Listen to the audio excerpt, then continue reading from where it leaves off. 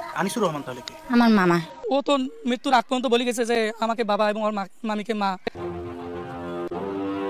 গত 4 আগস্ট আশুলিয়ায় গোলাগুলিতে মারা যান পোশাক শ্রমিক মোহাম্মদ নাইম বাবু।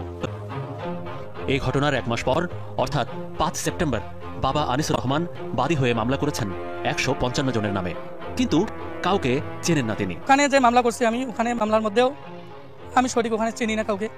ওখানে স্থানীয় লোক ছিল, অন্য ছাত্র সমাজ ছিল, ওদের সহযোগিতা ওরা আমাকে লিখে দিয়েছে, আমি মামলাটা করে আসছি। নিহত নাইমের বাড়ি নীলফামারীর কিশোরগঞ্জ উপজেলায়, গ্রামের নাম সোনাকুড়ি।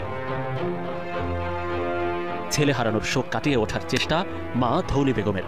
জাতীয় পরিচয়পত্রে ধৌলি বেগম হলেও সবাই তাকে চেনেন হাসনা হেনা নামে। যখন ও আমার গর্ভে আসলো তখন আমি মেডিকেলে, আমার ওই বাচ্চা আমার মেডিকেলে হয়েছি। হওয়ার পর বাড়ি আসলাম, বাড়ি এসে কত টাকা পয়সা খরচ করলাম, অনেক কষ্ট করি তো আমি মানুষ করলাম।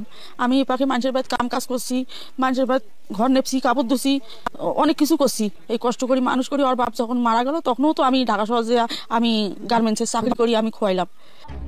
কথা বলতে বলতে হাসনা হেনার মুখ থেকে বেরিয়ে এলো নাইমের বাবা মারা গেছেন। তাহলে মামলার এজাহারে থাকা বাবা আনিসুর রহমান কে? নাইম বাবু আমার ছোট ভাই। আমার বাবার নাম হচ্ছে মোস্তফা। আনিসুর রহমান তাহলে কি? আমার মামা। মামলার নথিপত্রে মেডিকেল সনদ ও জন্ম সনদেও তো দেখছি বাবার নাম আনিসুর রহমান। মা হাসনা হেনা কি তাহলে আমাদেরকে ভুল তথ্য দিলেন? এ কি? ভালো করে নজর দিতে চোখে পড়ল এই জন্ম সনদ তো তোলা হয়েছে নাইমের মৃত্যুর 25 দিন পর, অর্থাৎ 29 আগস্ট। মৃত্যুর পর কিভাবে জন্ম সনদ দেওয়া হলো? প্রশ্ন শুনেই এড়িয়ে যাবার চেষ্টা রণচণ্ডী ইউনিয়ন পরিষদের সচিব সাহেবের। যে জন্ম নিবন্ধনটা সেটা বৈধভাবে হয়েছে না অবৈধভাবে হয়েছে? আমি তাও জানি না, আমাকে সেটা এখন চেক করে দেখতে হবে। সেটা দেখলে কতদিন সময় লাগতে পারে? আমার 10টা দিন সময় লাগবে। কিভাবে জন্ম নিবন্ধনটা হলো, তার পেপারস কোথায় আছে, কে জন্ম নিবন্ধনটা করছে, অল এভরিথিং। শুধু জন্ম সনদ নয়, মৃত্যু সনদ প্রত্যয়নপত্রেও বাবার নাম আনিসুর রহমান। জুলাই গণ আন্দোলনে যে শহীদ হয়েছে নাইম বাবু, তার যে একটি ভুয়ো জন্ম নিবন্ধন করা হয়েছে, এই বিষয়টা আমরা অবগত হয়েছি। এই বিষয়ে আমরা বিধি মোতাবেক প্রশাসনিক ব্যবস্থা গ্রহণ করব জড়িতদের বিরুদ্ধে। গেজেটেও নাইম বাবুর বাবার নাম মোস্তফা। মামা থেকে বাবা বনে যাওয়া আনিসুর রহমানের মুখোমুখি 360 ডিগ্রি। মেডিকেলের ইয়ের মধ্যে যখন নামটা দেওয়া হয়েছে যে নাইম পিতা মোহাম্মদ আনিসুর রহমান, তখন আমরা বলতেছিলাম যে আবেদন যে করছিলাম, চৌকিদারের কাছে কাগজ দিয়েছিলাম, তো আবেদনটা এই কারণে ব্লক করা হয়েছিল যে ও তো মৃত্যুর আগ পর্যন্ত বলে গেছে যে আমাকে বাবা এবং ওর মামিকে মা হিসেবে রাখতে চাইছিল। তো যদি এটা না করি কাল পরকালের দিন ও বলবে যে আমি এত কিছু করে গেলাম, আমার জন্য এটাই করলো না তারা। এই স্বার্থে পরে আমরা যোগাযোগ করে 23 দিন পরে ওই কাগজটা আমরা পাই হাতে।